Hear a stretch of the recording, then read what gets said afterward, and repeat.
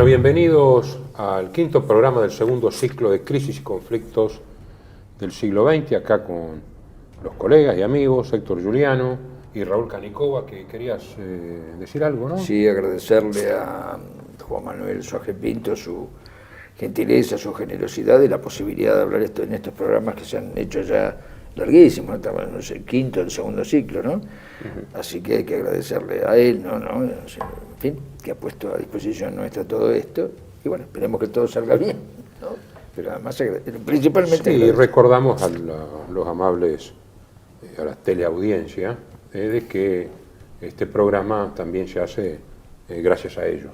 Sí, claro, sí, naturalmente. Bueno, habíamos quedado con el fin de la campaña de Noruega, pero que... Claro, no había terminado la campaña de Noruega cuando ya se largó el tema que va a ser el motivo de este programa, la campaña del oeste o batalla de Francia, al cual le vamos a dedicar los tres bloques. El primero para analizar los planes de operaciones de las partes, el segundo el desarrollo del conflicto y el tercero la rendición de Francia y sus términos, ¿no? O sea que por la parte de planes de operaciones, si querés yo hago un brevísimo... ¿O vos querías decir algo antes? Sí, yo quería decir que entre septiembre del 39 y abril del 40 existió ese periodo llamado la Drôle de Guerre, la guerra en broma, o la Sitzkrieg, la guerra sentada de los alemanes, donde efectivamente no hubo, salvo escaramuzas, operaciones concretas en el oeste, porque era como medirse las fuerzas, ninguno quería provocar demasiado una situación. Además la campaña de Polonia, que era lo más importante tanto para Alemania como para los soviéticos, había desconcertado a todos, la rápida caída de Polonia, el hecho de que Alemania y la Unión Soviética hubieran tenido una operación conjunta, y bueno, había un debate muy grande en el Parlamento británico respecto de esto, y en Francia también, opiniones divididas. Pero hubo una guerra de panfletos muy interesante. Desde el mismo 3 de septiembre del 39, los ingleses arrojaron 13 toneladas de papel ese día, 13 toneladas de papel sobre Alemania, instando a cambiar el gobierno, a, digamos, que a hacer la paz, etcétera, etcétera, ¿no? Y el 27 de septiembre del 39 arrojaron 18 millones de octavillas sobre Alemania. Respecto de esto, el comandante Arthur Harris, que después fue famoso por ser el jefe del comando, del Bomber Command británico, ¿no? De bombardeo, que sus colegas lo llamaban carnicero Harris, ¿no? Porque bombardeaba a la población civil. El único resultado que se obtuvo con incursiones propagandísticas fue satisfacer las necesidades de papel higiénico europeas de 5 años de guerra. Esas octavillas circulares eran tan estúpidas e infantiles que hubiera sido contraproducente que los conociera el mismo público inglés. Y sin embargo, perdimos hombres y aviones en territorio enemigo haciendo semejante estupidez. También, Harris el lapidario fue uno de los tipos más duros y más controvertidos, pero tiene razón en esto. No obstante, la contrapartida, que hay que decirlo, los ingleses se prepararon antes que los alemanes para una guerra total, por la ley de poderes en caso de emergencia, del 29 de agosto del 39, o sea, pocos días antes que estalle la guerra, donde le daban al rey facultades extraordinarias. Pero fíjense, detención, juicio y condena de quienes contraviniesen las disposiciones de defensa y seguridad del reino. Detención sin mandamiento judicial si era considerada que vulneraban la defensa y seguridad, embargo y control de cualquier propiedad o empresa, suspensión, enmienda o modificación de cualquier ley con abolición del habeas corpus. Durísimo. Y oscurecimiento a partir del 1 de septiembre de todas las ciudades inglesas. Bernard Shaw dijo: ¿qué agente del canciller Hitler nos va a obligar a vivir en la oscuridad el resto de la guerra? O sea, increpándolo, ¿no? Claro, no hubo bombardeos sobre Inglaterra, hubo algunos bombardeos ingleses sobre puertos alemanes, como Wilhelmshaven. Bremen, Hamburgo, Bremen, incluso claro. en febrero del 40 creo que hubo una incursión sobre Berlín, muy Sí, no, pero ya en el 40, yo digo en los primeros días. En los 3 primeros meses de la Primera Guerra Mundial, Gran Bretaña perdió más de 50.000 hombres. En los 3 primeros meses de la Segunda Guerra Mundial, el Cabo Friday, que lo alcanzó una bala alemana. Entonces, claro, ¿cómo no iba a ser una drôle de guerre? Si parecía que no pasaba nada, hasta que pasó. ¿Cómo vienen entonces las operaciones? Claro, a ver, ubiquémonos. Después que se produce la abrupta caída de Polonia, se produce este interreño llamado drôle de guerre, la guerra pasiva, se le dio varias, hasta la campaña de Noruega, que es 6 o 7 meses después, es decir, estamos hablando entre fin de la campaña de Polonia, fin de septiembre, la última unidad cayó el 2 de octubre, y creo que fue el 10 de abril, que fue Dinamarca-Noruega, y no había terminado la campaña de Noruega con la caída y huida de los ingleses de Narvik, que fue creo que el 25 o 26 de mayo, cuando se desata la ofensiva alemana del oeste, que fue el 10 de mayo. Pero la parte interesante es, ¿qué pasó? ¿Cuáles eran los planes de los bandos? Porque primero empecemos por lo más simple, digamos así, Francia. Francia no tenía, que se sepa, un plan ofensivo general contra Alemania. La estrategia francesa de posguerra, y sobre todo en la década del 30 con la línea Maginot de base, había sido una estrategia básicamente defensiva. La línea Maginot abarcaba prácticamente una especie de ángulo recto entre toda la frontera franco-germana y parte de las estribaciones de la frontera belga. El espacio siguiente hasta el canal era simplemente sostenido por fortificaciones aisladas, que eso fue lo que le iba a costar después a Francia la irrupción alemana. Pero básicamente no había un plan francés de ofensiva general contra Alemania. ¿No? Por eso insisto en la paradoja de que la posición más belicista la tenía el gobierno británico, pero el gobierno británico estaba trincherado con un foso de agua, que era el Canal de la Mancha, mientras que los que tenían que recibir el chubasco del primer frente eran los franceses, que por lógica, como los alemanes, vivían traumatizados por la Primera Guerra y la Guerra de Trincheras. Habría muchas consideraciones para eso, pero básicamente los franceses, el comandante en jefe era el general Gamelin, que después tuvo un triste papel porque fue incluso enjuiciado como responsable de la mala organización francesa. Tuvo que dejar el mando. Tuvo que dejar al final de la campaña. Pero era totalmente defensivo. Sí, pero preveía un golpe alemán por Bélgica, que Bélgica era neutral, así que se volvía a replantear el esquema de la Primera Guerra Mundial, que si había una irrupción alemana, y máxime con la línea Maginot, que era impensable que se intentase vulnerar, ¿no? Del otro lado estaba la línea Sigfrido, pero era mucho menos sofisticada y completa que la Maginot. La estrategia Maginot es digna de ser desarrollada, ¿no? Pero en realidad preveía toda una serie de fortificaciones inexpugnables, pero con asentamiento de tropas de atrás, como para servirle de muralla para después operar. Tenía tren subterráneo y hasta glorietas para la banda de música con plazas. Sí, era todo. Era una ciudad. Ojo, sería largo hablarlo, ¿no? Pero hubo toda una controversia acerca de que todo el presupuesto militar francés de la década del 30 se gastó en la línea Maginot.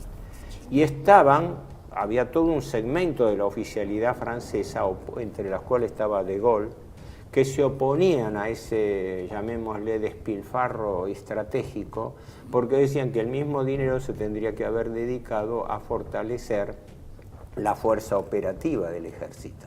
Exacto, porque el gasto de la fortaleza y de la línea Maginot fue tan grande, es una muralla china. Los franceses hicieron su propia muralla china, un costo gigantesco y con un problema psicológico sobre la tropa, que es el que tenemos muy en cuenta. Ante esa posición extremadamente defensiva como era la línea Maginot, La tropa estaba a la espera de que en algún momento se les ocurriera atacar a los alemanes, claro, y que iban a chocar como si chocaba contra un enorme parapeto que era la línea. Se relajaba por el eso espíritu la estrategia ofensivo. equivocada de Gamelin y aún de su continuador de Weygand en Francia cayó por eso, pero nos estamos adelantando, ¿no? Sí, sí, sí. De todas maneras, la única previsión francesa era que si hubiese una irrupción alemana iba a ser por Bélgica, violando la neutralidad. Entonces, todo el cuerpo expedicionario británico, que llegó a tener unos 300.000 hombres, no sé si en ese momento lo había integrado o eran menos. 275.000 tengo Por pero eso, muy parecido. más o menos. Y el grueso del ejército francés tenía preparada toda el ala izquierda para penetrar en Bélgica, pensando que los alemanes iban a repetir el esquema del Plan Schlieffen de la Primera Guerra Mundial. Pero ahí es donde viene hipersintético la novela, por así decirlo. Efectivamente, los alemanes tenían en principio el Plan Schlieffen modificado de la Primera Guerra Mundial. Perdón, sí. El plan Schlieffen es un plan que nunca lo puede modificar Alemania por su situación geográfica. O sea que todo lo que se podía hacer era variar el plan Schlieffen con cosas nuevas, sí, pero el plan Schlieffen parte de la realidad misma de Alemania. Alemania no puede tener sino un plan Schlieffen, modificado o no, según la circunstancia. Por la geografía. Por eso lo demás está en el movimiento de Oz, ¿no? Expliquemos a los oyentes. La idea del plan Schlieffen, que fue elaborado en 1905, 1906, sí, y que después, bueno, no se aplicó debidamente en la Primera Guerra Mundial, y eso le costó mucho a Alemania, por el Moltke el joven, sí, el sobrino. Se dice que el conde Schlieffen, en su lecho de muerte, que murió pocos meses antes de empezar la guerra, dijo, sus últimas palabras fueron: mantened fuerte el ala derecha. ¿Por qué? Porque preveía un movimiento de irrupción por Bélgica para tomar París por detrás, ¿no? Caerle por retaguardia. Sí. Esa era la esencia. Pero, ¿qué ocurre? Hasta el año 39, hasta el momento, a octubre del 39, los alemanes mantenían el esquema general del Plan Schlieffen, que el grupo de ejércitos norte, Alemania tenía preparado dos grandes grupos de ejército. El grupo de ejércitos B, que era el del norte, al mando del mariscal von Bock, como en Polonia, sí, y el grupo de ejércitos A, al sur, abajo, von Rundstedt, del cual el general von Manstein era jefe de Estado Mayor. Exacto. Y había un grupo de ejércitos C estaba, que era solamente defensivo, para distraer a la Maginot. Estaba frente a la Maginot, pero para von Leber estaba, sí, sí, exacto. Está bien. Ahora, ¿qué ocurre? Como reconoce, eso lo explica muy bien von Manstein en su libro Victorias Frustradas, ¿no? Hasta octubre los alemanes, el Plan Schlieffen había tenido una serie de modificaciones, pero modificaciones de forma.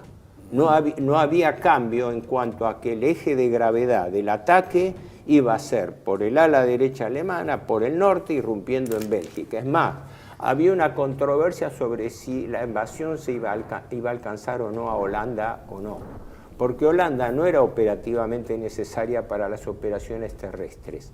Pero el Estado Mayor de la Wehrmacht y Hitler en particular se interesaron en ocupar también Holanda porque había otro objetivo, el capturar la mayor línea de costas en el Canal de la Mancha y el Mar del Norte para poder después operar marítimamente por submarino y barco, sí, contra Inglaterra.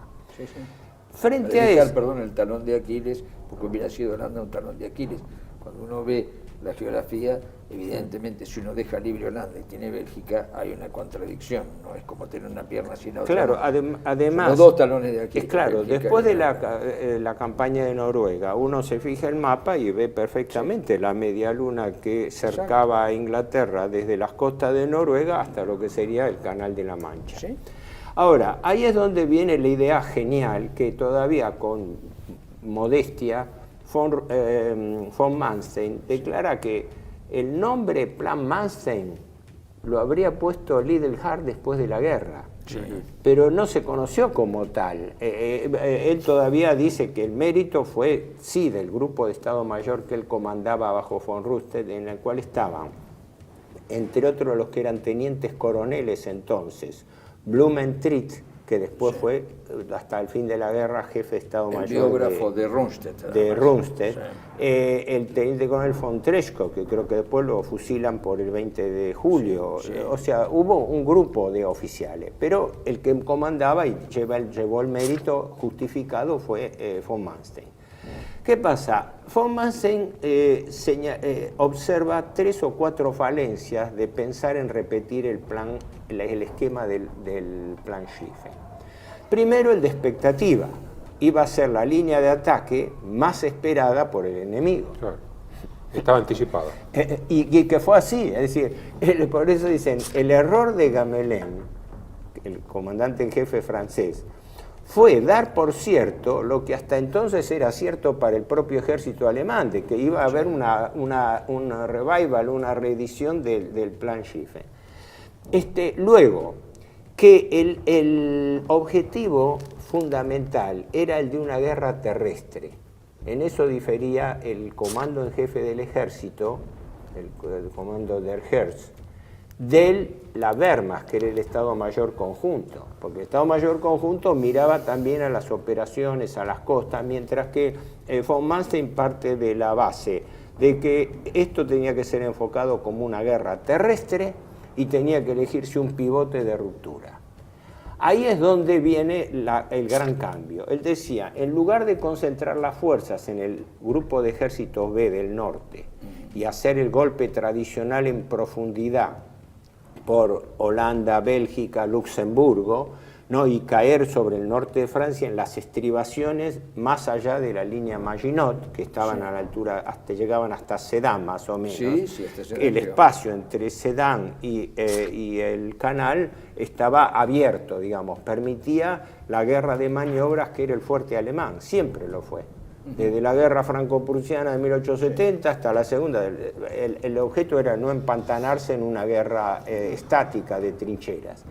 Entonces, la propuesta que él hace es que el fuerte debía ser reforzado con un ejército adicional, no en el norte, en el grupo de ejército norte, sino en el sur, con idea de tratar de romper justo en el eslabón débil de la defensa francesa, en la zona de Sedan, pasando por la zona del bosque de las Ardenas, que se consideraba por ambas partes intransitable, por lo carácter boscoso y por orografía, porque era muy desnivelado.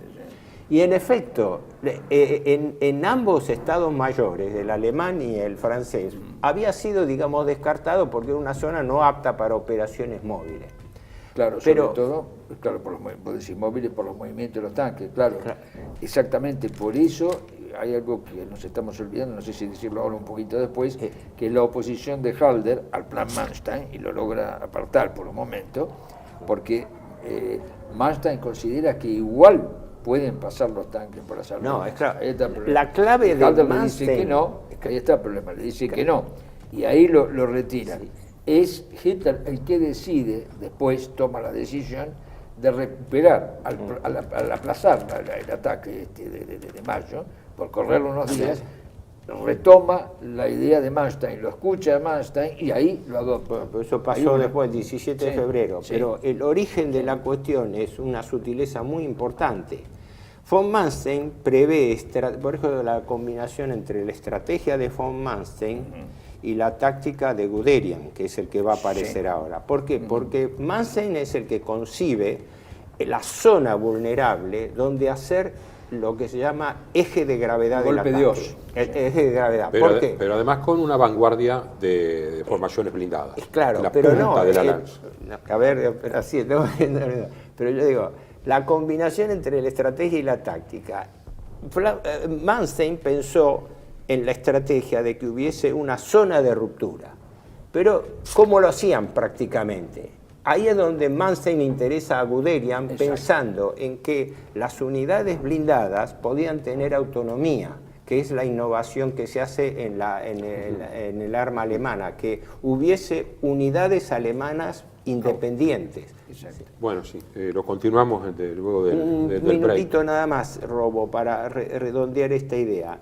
La idea de Manstein, cuando él ve esa zona de ruptura, supone, con acierto, que todo el grueso del ejército francés, al producirse la ruptura alemana por Bélgica, que se iba a producir, se iba a desplazar hacia Bélgica, de tal manera que la ruptura de Sedan le iba a caer en la retaguardia. Exactamente. Muy bien, exacto. continuamos luego.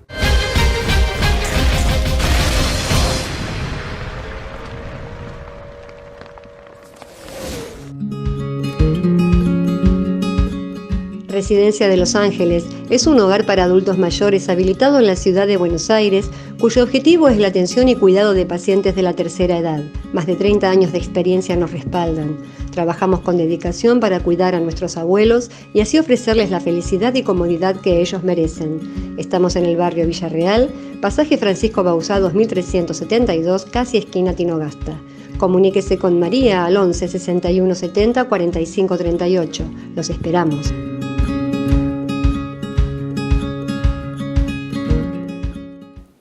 Bienvenidos a CEPA, Centro de Estudios del Pensamiento Americano. Nuevo sitio web de cursos de formación en política, filosofía, historia, literatura, geopolítica, religión, psicología y más. Cursos de formación que reflejan el verdadero pensamiento americano. Lo invitamos a elegir el curso de su agrado ingresando en www.cepa.la.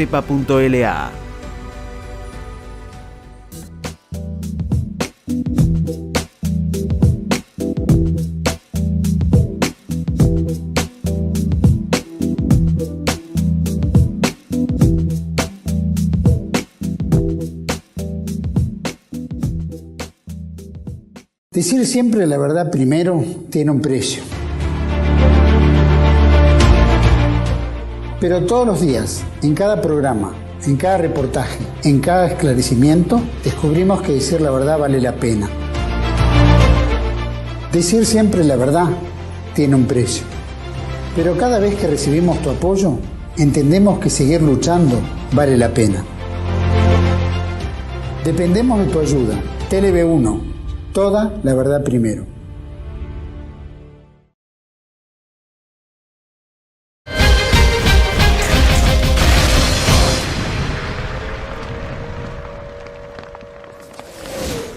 Bueno, continuamos entonces con la táctica de Guderian. Estratégico, claro. Yo decía antes, ahí hubo una combinación, estrategia y táctica. La estrategia de von Manstein, que pensaba dónde iba a poder estar la zona vulnerable del dispositivo francés o franco-británico. Y la capacidad táctica que daban los blindados, que podían desplazarse, porque eran, vos lo explicaste ya eso bien, los blindados alemanes en ese momento eran unidades chicas y veloces. Ahora vamos a ir a los blindados, y de poca sí, artillería, claro. Entonces, ¿cuál era la maniobra? La irrupción se iba a producir fuertemente por Bélgica y Luxemburgo. Otro cuerpo de ejército iba a arrinconar al ejército holandés, como efectivamente ocurrió, ¿sí?, creando una bolsa en Holanda, como diciendo tenerlo apartado a los holandeses. Separarlos de belgas y franceses. Separar.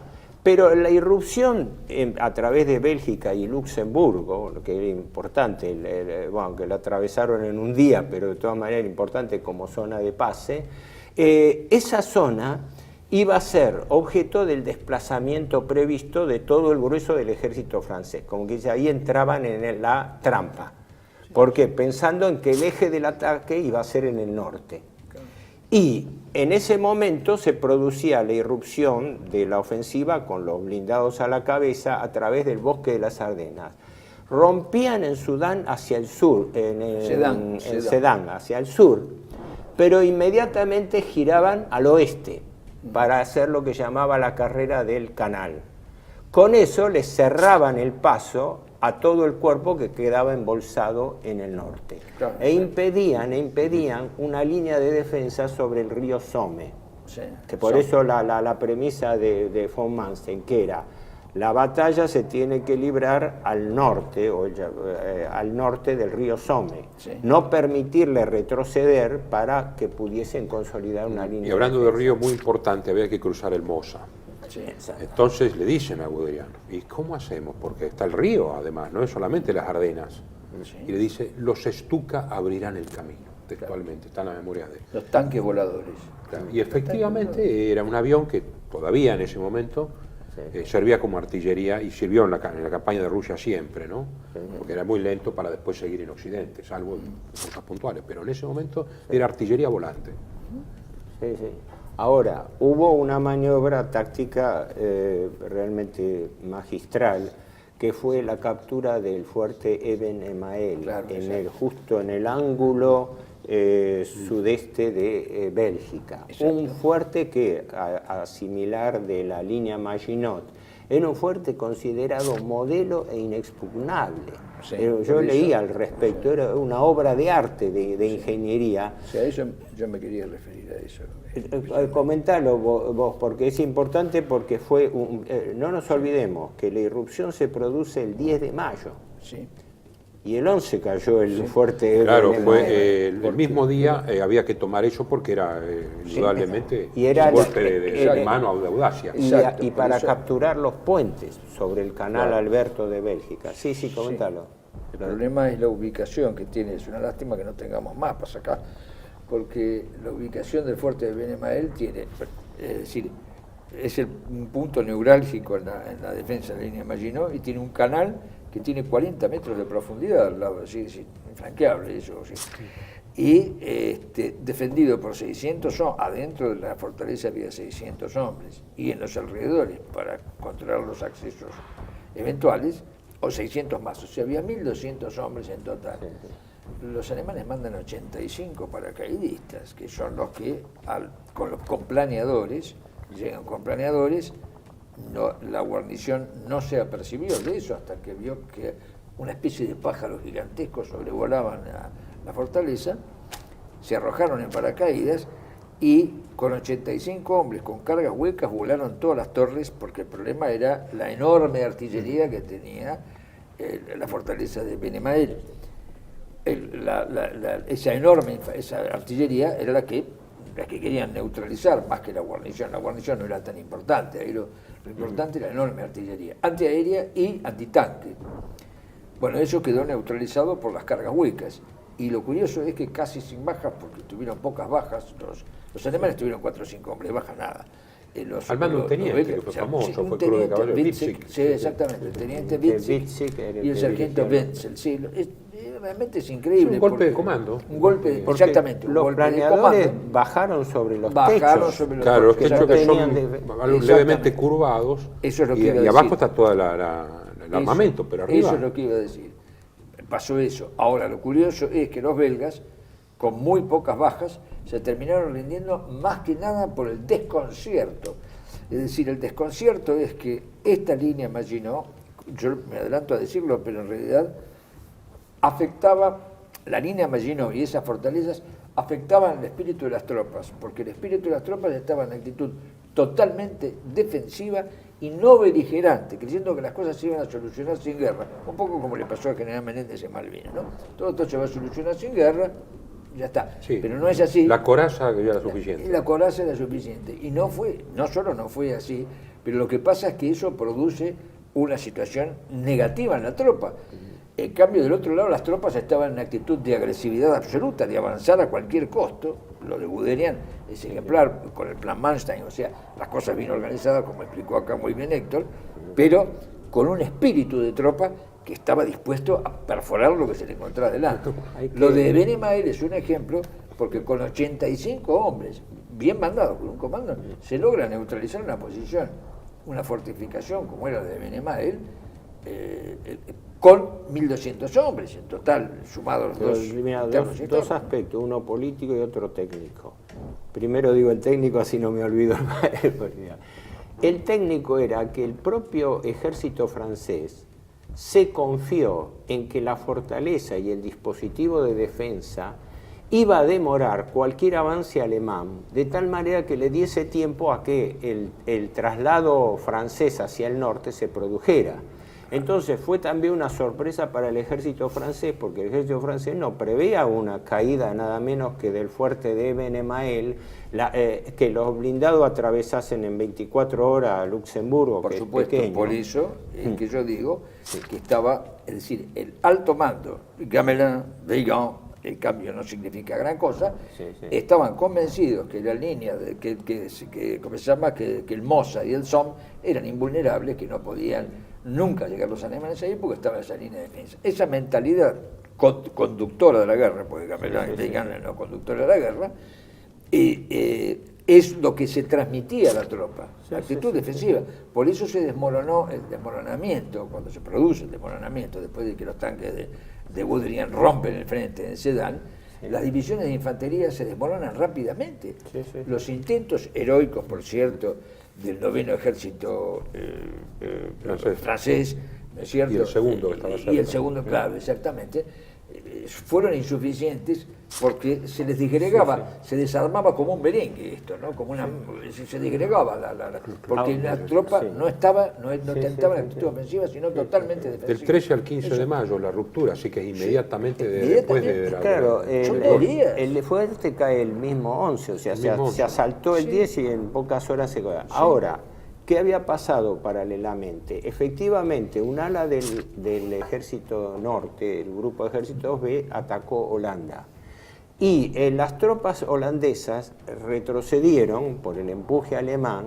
Hubo un amago de defensa fuerte, porque incluso rompieron algunas esclusas para empantanar terreno, pero la lucha en Holanda duró 4 días. El día 14-15 capituló Holanda porque había sido embolsada justo en el ángulo y desconectada del mando aliado. Entonces Holanda no se podía sostener per se, y en consecuencia capituló a los 4 o 5 días, no sé, del 14 o 15 de mayo. Si te adelantaste, yo lo iba a decir. Y que el único error allí fue el bombardeo de Rotterdam, fue un bombardeo inútil. Según los libros sobre Luftwaffe, sobre la Fuerza Aérea Alemana, se ordena el bombardeo porque hay una resistencia, sobre todo en la zona de puentes, en el puerto, pero se le da la contraorden de regresar porque están las tratativas de paz, de rendición. Claro. Y una unidad no recibe la orden. No. Y es la que provoca el bombardeo, una ciudad medieval, en muchos aspectos y todo. Bombardeó el puerto, básicamente. Se bombardeó el puerto, básicamente, pero alcanzó la ciudad y quedó entonces como ahí fue un error, pero ese error vino precisamente no solo por esta contraorden que vos decís y demás, sino porque se creyó que estaba más fortalecido el puerto de Rotterdam que lo que en realidad estaba. Ocurre muchas veces en la guerra de creer que el enemigo es mucho más poderoso en un breakpoint, ¿no? Y ahí no están así. Exacto. Por eso yo lo califico de error, ¿no? Es un error. Ahora, ¿cómo son las operaciones franco-británicas? El cuerpo expedicionario británico, como es lógico, defendía más sus intereses estratégicos que los de la campaña del oeste. Se mantuvo dentro del ala para proteger la costa, es decir, el desplazamiento británico era básicamente desplazarse sobre la costa franco-belga, ¿no? Mientras que el grueso del esfuerzo lo sostenía el ejército francés entrando. Sí, esa idea, ya la tenían los ingleses, defender hasta el último francés. No, en este caso era parte de las tropas en lucha, ¿no? Pero quiero decir, ellos defendían fundamentalmente el litoral. Y el ejército francés entonces, ante la embestida alemana, se posiciona fuertemente en el norte, o sería noroeste de Bélgica. Eso ocurre los primeros días de combate, porque desde el 10 hasta el 14. Hay sobre el supuesto de que el eje iba a estar allí, como en el viejo Plan Schlieffen. Ahí iban a pelear. Exactamente. Y ahí es donde reciben la sorpresa táctica de que el día 14 o 15 es cuando se produce la irrupción de los tanques de Guderian en la zona de Sedan. Claro. Ahí es donde se produce un desconcierto en todo el dispositivo de defensa francés, porque los tipos se dan cuenta que habían adelantado todo el ala izquierda al territorio belga, y resulta que pensando que toda la parte oeste y noroeste estaba cubierta, y le caen.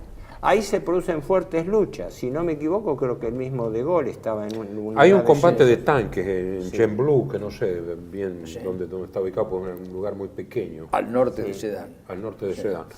En donde acá hubo lo podemos decir, un ingeniero Pinceman estuvo a las órdenes de Gaulle, era jefe de un grupo de blindados pesados, porque ahora vamos a hablar un poco de los blindados, si me permiten, Claro. donde dijo que si bien los blindados franceses eran superiores en coraza y en artillería, el Char B famoso, a los alemanes, claro, la capacidad operativa, el hecho de tener un solo hombre en la torreta, sin radio, salvo el comandante del grupo, pero que enlazaba con otros comandantes de grupo. Los alemanes tenían radio en todos los blindados, por lo menos en los blindados importantes. Bueno, fue y le devolvió los pocos tanques que le quedaron, digamos, insultándolo a De Gaulle, que nunca lo tuvo bien visto, por eso se había refugiado en la Argentina después. Pero es un dato de primera mano. De Gaulle, que había sido un teórico del arma blindada, ¿sí? Había sido un equivalente de Fuller y de Guderian, claro. Hace un contraataque ahí, donde pierden más o menos 100 blindados cada uno, pero se demuestra el problema de la capacidad de maniobra operativa de las unidades blindadas francesas. Yo acá tengo técnicamente, ¿no?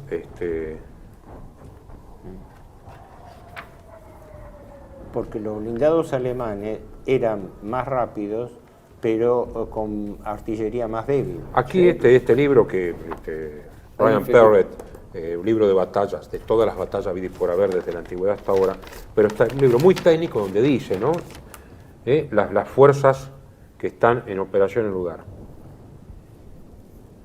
Dice, los alemanes, el general von Bock tenía 29 divisiones, 3 acorazadas.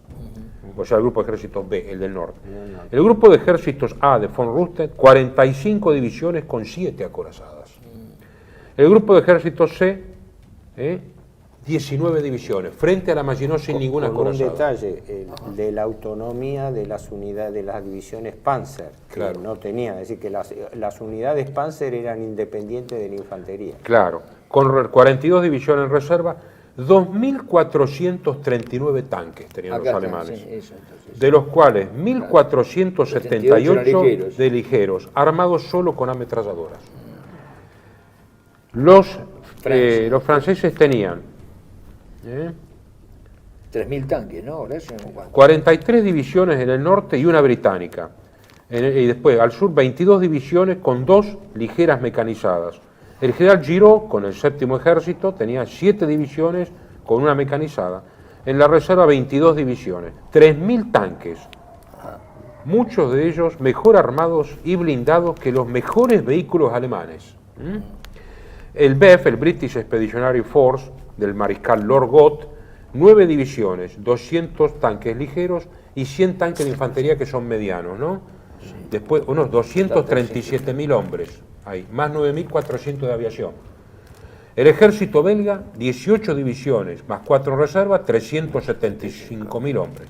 Y el ejército holandés, que ya se había rendido, 8 divisiones con 2 reservas. 250. Es decir, más o menos las fuerzas estaban equiparadas en alrededor de 3 millones de hombres. 250.000 eran los holandeses, ¿no? Sí. Aunque en general, en cantidad, no en calidad, en cantidad, tanto en blindados como en motorizados, y no sé si incluso en cantidad de aparatos aéreos, en cantidad, el bloque occidental tenía más material que el alemán. Sí, además hay que... Fue una constante toda la guerra. El tanque Char B tenía un cañón de 75 y uno de 47 en torreta y uno de 25 costados. Claro. El S-35 de 47. Eran buenos, muy buenos tanques. El Matilda inglés, con un cañón de 40, pero era un blindaje que solamente después los tanques tipo Panther y todo superaron. Era puro blindaje.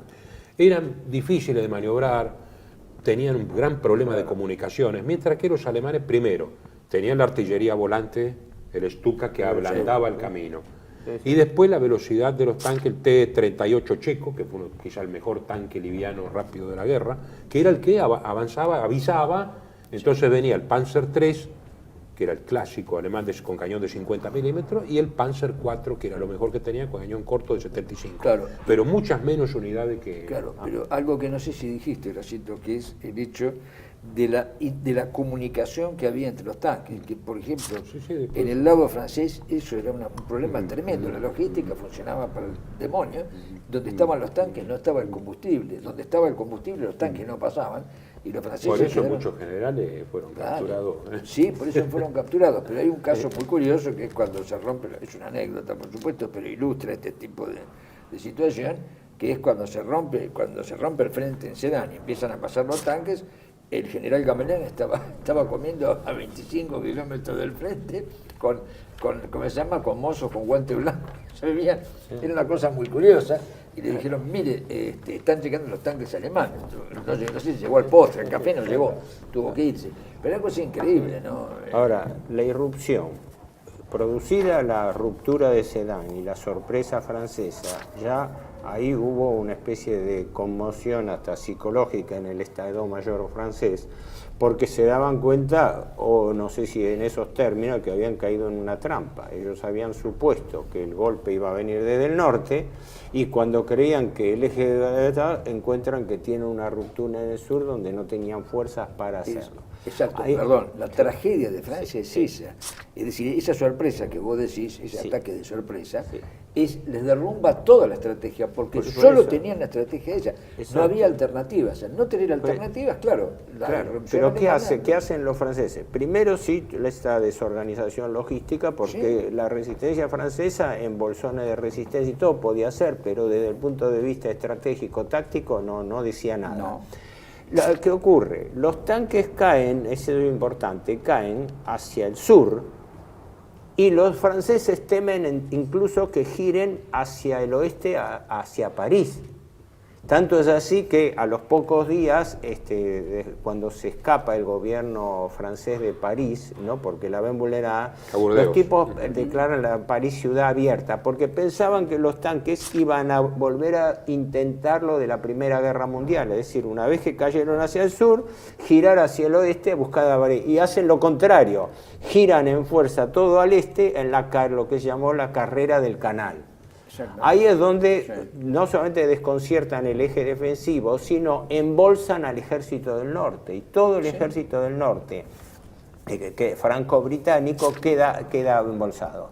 Ahí se producen todas batallas serias donde se van jalonando hasta el canal, hasta llegar al episodio notable que fue el tema Dunkerque. Que Bueno, vamos a ir al ahora, próximo bloque, pero vamos a decir que el 27 de mayo capitula Bélgica y ahí queda totalmente desguarnecido. Ahí cuando los ingleses se preguntan, Lord Gore dice, ¿qué belgas cochinos? Y los belgas le responden, pero nosotros no tenemos un canal de la Le Mancha. ofrecen, además, pasar a Leopoldo III a Inglaterra, y Leopoldo III dice, yo me quedo al frente de mis tropas, Claro. me quedo a afrontar las situaciones, y se quedó. Sí, ahí habría para hablar mucho, Bueno, pero, pero hablamos del próximo Espera, bloque. solamente esto. Leopoldo III ya había anticipado que necesitaba refuerzos, que los franco-británicos no le dieron. Entonces, cuando él capitula por su lado, le reprocha de que él tuvo que capitular porque no le dieron la apoyatura. Eso es lo que iba a decir. Importante. Sí, Perfecto, bueno, continuamos.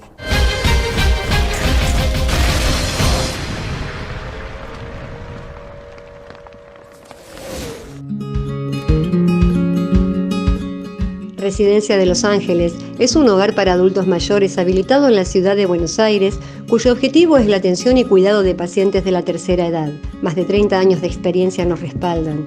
Trabajamos con dedicación para cuidar a nuestros abuelos y así ofrecerles la felicidad y comodidad que ellos merecen. Estamos en el barrio Villarreal, pasaje Francisco Bauzá 2372, casi esquina Tinogasta.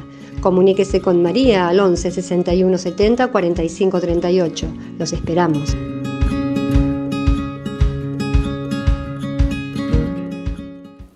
Bienvenidos a CEPA, Centro de Estudios del Pensamiento Americano. Nuevo sitio web de cursos de formación en política, filosofía, historia, literatura, geopolítica, religión, psicología y más. Cursos de formación que reflejan el verdadero pensamiento americano. Lo invitamos a elegir el curso de su agrado ingresando en www.cepa.la.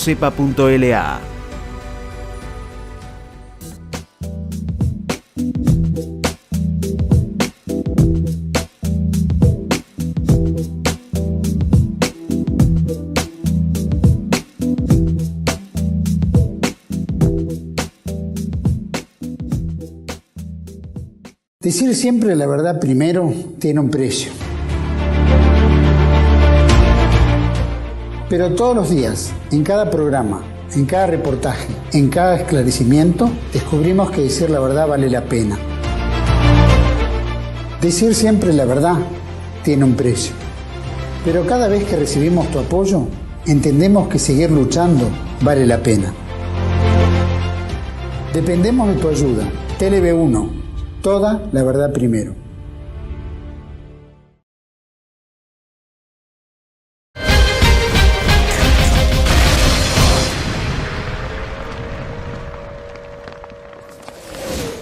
Bueno, continuamos y además de los acontecimientos militares había fuertes acontecimientos políticos. Políticos, que vamos a hacer una hipersíntesis. Lo más importante de esto fue que el mismo día que se producía la irrupción alemana, caía en Inglaterra el gobierno Chamberlain, que esa noche, entre el 10 y el 11 de mayo, debatía la destitución o el desplazamiento de Chamberlain por el fracaso de la campaña de Noruega. El cargo que le hicieron a Chamberlain fue haber fracasado porque ya Narvik estaba comprometida, retirada el escape de Narvik, como después se produce en Dunkerque, creo que fue el 25 de mayo, ¿no? Sí. Pero ya las fuerzas inglesas estaban comprometidas. Entonces Churchill, que hasta entonces había sido nombrado, dijimos, titular del almirantazgo, e Eden ahí irrumpen con el famoso Lord Amery, ¿no? Es decir, irrumpe la línea dura, el partido de la guerra, ya que se consolida propiamente en el poder. Desplazan a Chamberlain, que Chamberlain muere al año siguiente o a los pocos meses, porque él estaba enfermo de cáncer, ¿no? Pero de todas maneras lo desplazan en ese momento y se consolida el nuevo gobierno en Inglaterra, ¿no? Para resistir a ultranza sobre la base de la alianza norteamericana que estaba atrás. Y paralelamente se produce también una caída del gobierno francés, porque primero renuncia Daladier, el presidente Daladier, que había estado en la conferencia de Múnich, ¿no? Pero después, si no me equivoco, el 18 de mayo, ya cuando la situación militar entra a ser comprometida, se establece el gobierno Renault, y lo convocan al mariscal Pétain, héroe de la Primera Guerra Mundial. Que estaba en España, ¿no? Estaba embajador en España. Creo que sí. Esto lo hicieron 20 años de bolchevismo. ¿Perdón? Esto lo hicieron 20 años de bolchevismo. Eso es lo que dijo Pétain, sí, exactamente. Claro. Digamos, erosionar el Frente Popular, digamos, la voluntad francesa. Y ahí... Por eso, cuando en el otro programa dijimos que el partido de la guerra en Francia casi no existía, porque se encargaron de liquidarlo. Primero, el hecho de haber ganado la Primera Guerra Mundial y haber recuperado Alsacia y Lorena, eso bajó la olla a presión.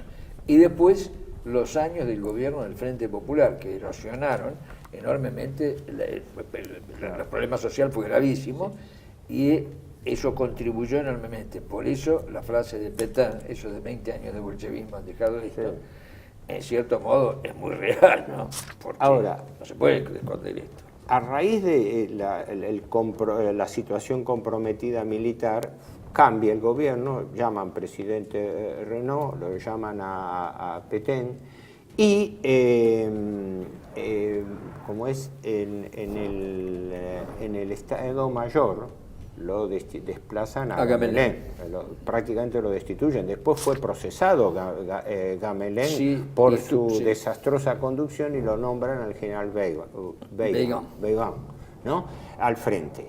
De todas maneras, Weygand toma la actitud prudente de que ya a esa altura podía hacer muy poco, lo advierte, pero se produce entonces la carrera hacia el canal y el acorralamiento de la bolsa del norte de Bélgica, que se va replegando sobre los puertos de Calais y en particular sobre la famosa localidad de Dunkerque, que se transforma en ese momento en una posible vía de escape, y donde, creo que lo hablamos ahora, hubo hay hasta el día de hoy una interpretación muy discutible de lo que pasó en Dunkerque. De eso queríamos hablar. Si querés hablar vos, hablamos nosotros.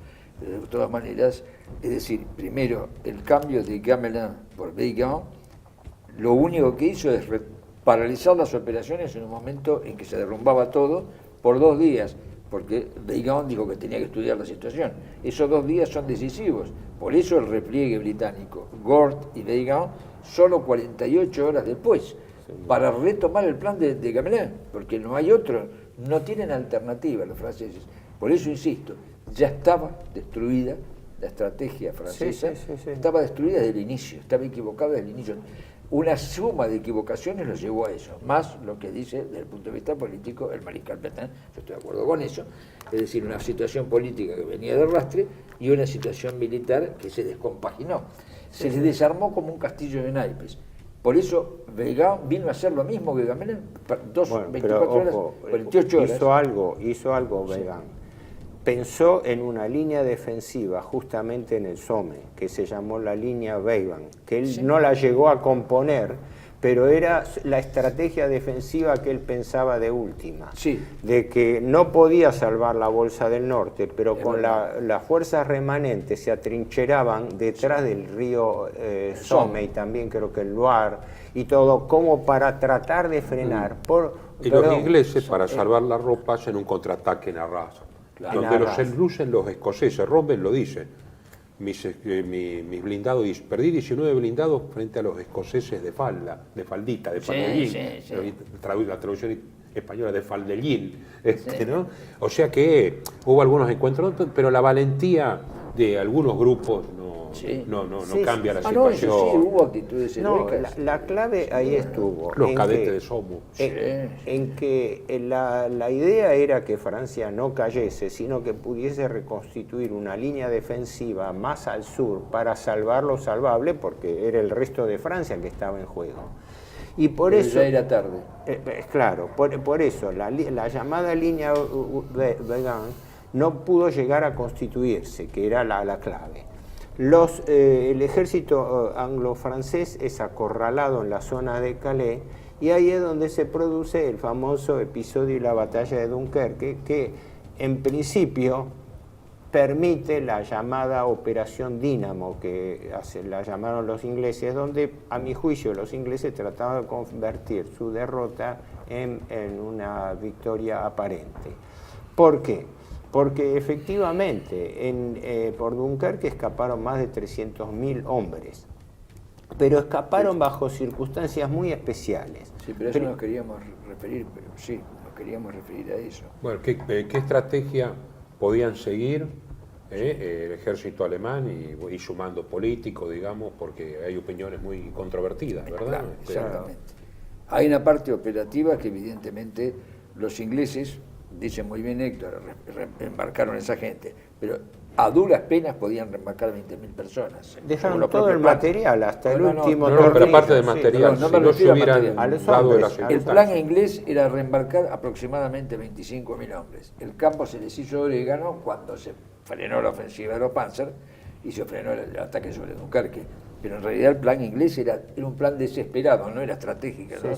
Sino ya una caída que Lord Gort le pasó como a Weygand, pero en el otro aspecto lo que pasa es que Gort estaba antes y después.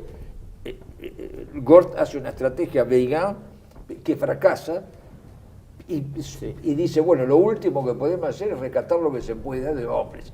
Y calculaban entre 20 y 30.000, 25.000 hombres.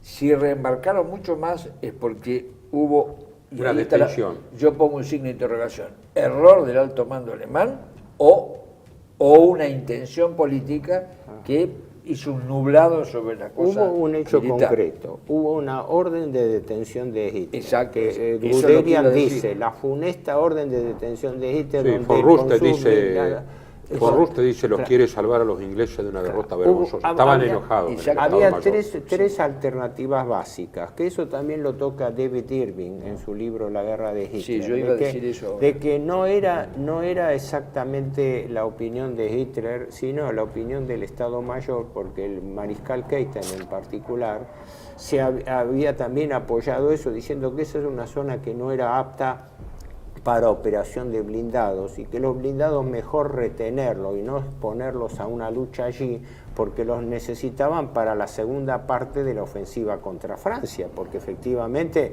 quedaba por conquistar el resto de Francia. Otros dijeron directamente que aparte del tema blindado, era el tema de que no sabían el grado de resistencia de la bolsa que iba a tener, bueno, y era empeñarse esto es lo que íbamos a decir, pero en un sitio. Bueno, está bien. Y la tercera es la razón política, que en definitiva es una de las que tiene más consistencia, de que el ejército abandonado en las playas, expuesto a ataques que la aviación hizo bastante estrago, ¿no?, en los materiales, pero que pudiera haber desangrado terriblemente al ejército británico, podría haber resultado contraproducente para las tratativas de paz que se consideraba iban a venir después.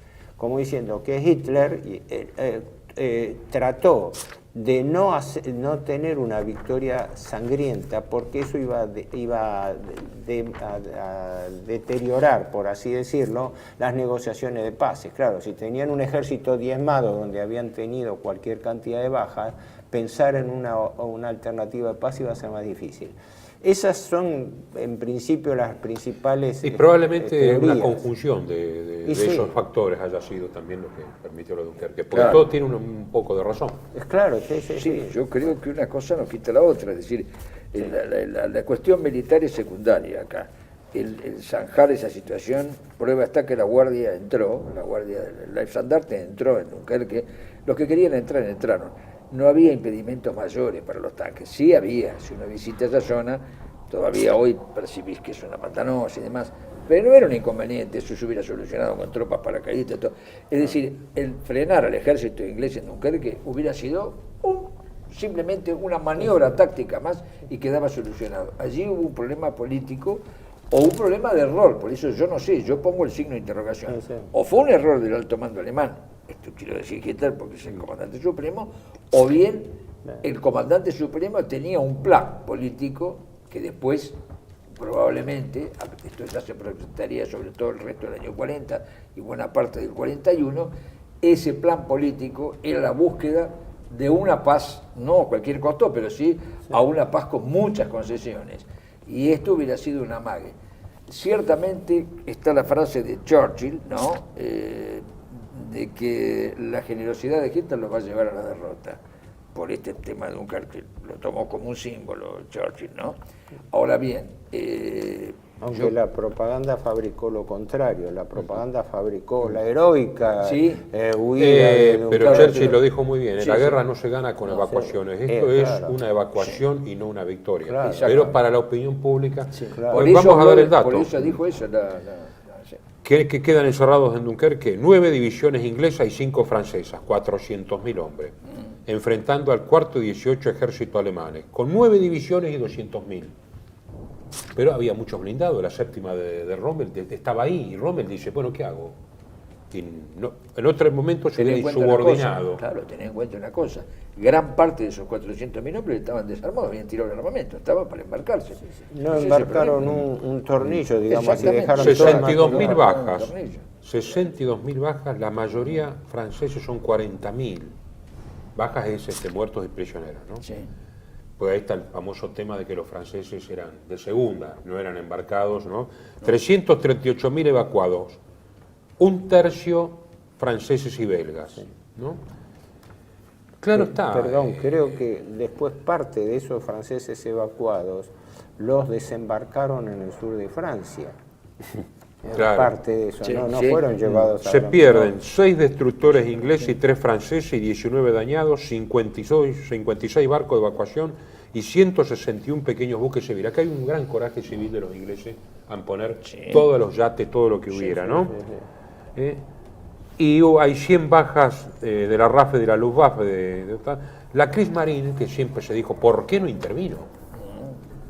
No podía, después de las enormes bajas en Noruega, estaba en recomposición total.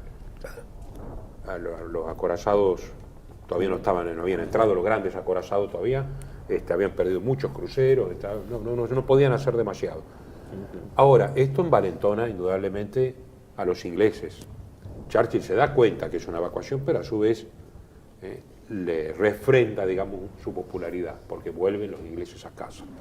Así que Dunkerque es un punto de inflexión. Claro, no hizo la observación de Churchill sobre la generosidad de Hitler de hacer parar la guerra, no la dijo en el Parlamento. Es una reflexión que está en sus escritos. Está en la memoria. Bueno, obviamente. Claro, lo dijo, Ahora, En el Parlamento él tenía una conducta, era la conducta belicista. Acá absolutamente. ya hay una locución de Churchill el 20 de enero del 40, que es muy interesante. 20 de enero del 40, Churchill dice: ya que tenemos superioridad en los mares, los países neutrales que podrían ser víctimas de Hitler, ¿por qué de una manera espontánea y unánime, un impulso, por qué no se unen con los imperios inglés y francés contra la agresión y el mal? Sí. Es decir, esto es muy importante porque es más allá de lo ideológico, es una conducta que observamos siempre en el mundo anglosajón, la ausencia de neutrales. De este lado está el valor, de aquel lado está el sin valor. Exacto. Acá cerramos filas con valores universales apoderados a expensas del enemigo. El otro día el presidente Biden dijo, nosotros luchamos por la democracia. ¿Por qué no cambiar el gobierno de Rusia? Dijo, nosotros estamos contra el eje del mal. Si están con nosotros, no están. Nosotros claro, somos eso de que democracia, no haya neutrales es típico de lo que Carl Schmitt llamaba muy bien la guerra discriminante. Y esto no es ideológico, es una herramienta. Una herramienta que, de poder, que vuelve a ser cada vez más usada. Y James Cromwell, en Estados Unidos, condena al gobierno alemán afirmando que Alemania descarada y abiertamente alteraba el orden social y económico que eran premisas en Estados Unidos, antes de la campaña de Francia. Calder Hall lo repudió públicamente, porque Estados Unidos aún no estaba dispuesto a tener enemistad con Alemania, pero sí, con la caída de Francia se altera de tal modo el equilibrio, incluso psicológicamente. A mí lo que me comentaba gente que lo vivió acá en Buenos Aires, la derrota del que se consideraba el más grande y mejor ejército del mundo por la herencia de la Gran Guerra, donde habían puesto todo, la verdad, los franceses, ¿no? Y habían derrotado a menos que los alemanes. Entonces, fue un balde de agua fría en las clases altas argentinas, Victoria Ocampo, etcétera, que eran muy pro-francesas por cultura, ¿no? Nota a pie de página, ver Revista Sur de esa época, es extraordinario. Ahora, ojo, antes que se nos vaya el tiempo, ¿cómo termina la historia? Militarmente ya Francia había quedado neutralizada. Si bien quedaban las posibilidades de defensa, pero eran defensas sin plan. ¿Cuándo entran en París? ¿Cómo? ¿Cuándo entran en París? ¿El 17 de mayo? No, creo que el 20. De junio. De junio, sí. Junio. 17 de junio, después, ¿no? No, porque las dos fuerzas acorazadas que avanzaban sobre París eran la de Hort, el general Hort, y el que entró primero que entró en París era el general Kirchner, cómico, el general Kirchner, ¿no? Ahora, de todas maneras, París fue declarada ciudad abierta, así que no fue lucha. Pero, ¿qué se produce políticamente? Ahí el general Weygand dice en un memorándum concreto de que pide que el gobierno llegue a un armisticio urgente porque él no tiene capacidad de resistir. Todavía por supuesto, pero cuando Weygand dice esto, ¿sabés dónde estaban los tanques de las tropas de caballería del general Kirchner? En la Porte de la Villette. ¿Sabes lo que se hizo? Y como si estuvieran acá. Sí, no, pero él pensaba en lo que él había bosquejado como línea Weygand, que no se pudo constituir, y decía que lo único que podía esperarse en el centro-sur de Francia era una lucha en retirada. Claro. Entonces se dirige al gobierno pidiéndole que logren de alguna manera el armisticio. Bueno, ahí se produce un segundo cambio del gobierno francés, porque renuncia a Renaud y lo nombran al mariscal Pétain como jefe de Estado. No es secundario ese hecho, porque obviamente se dieron cuenta de que había que llegar a un armisticio de cualquier manera y pensaban que Pétain podía ser un interlocutor válido como militar prestigioso, como diplomático. Si uno ve la entrevista en Montoir, Hitler está yendo así, digamos, por supuesto. Es el héroe de la Primera Guerra. Ahora, y yo les recomiendo que escuchen una cosa, porque está la grabación, que escuchen la grabación del pedido de armisticio por parte de Pétain. La emoción de las palabras de Pétain es la emoción de toda Francia. La voy a repetir. C'est de cœur serré que je vous dis qu'il faut cesser les combats. Eso lo dice Pétain con una carga de congoja enorme. Dice, de jefe a jefe, quiero hablar con el jefe alemán. De soldado a soldado, yo quiero hablar con el jefe alemán. Esa conmoción profunda de Francia es lo que quedó, el derrumbe enorme de toda esta estrategia que todos hemos comentado, Perdón, y ese estado de ánimo es el vamos estado a tener que continuar con el fin de la campaña de Francia Sí, y el yo creo que armisticio en el próximo programa, porque ya no tenemos Salvo redondear el tema de los términos del armisticio, que ahí hay algunos aspectos interesantes, porque después de todo la rendición de lo Francia... retomamos Lo fue. retomamos al inicio del otro Al programa, inicio. porque hay tela para cortar. Sí, yo creo que sí. Así que, Ok. bueno, nos reunimos y continuamos Y con agradecemos ustedes, una vez más a los oyentes y sobre todo a Juan Manuel a Suárez. Juan Manuel, y bueno, y Su será hasta el generación. próximo programa.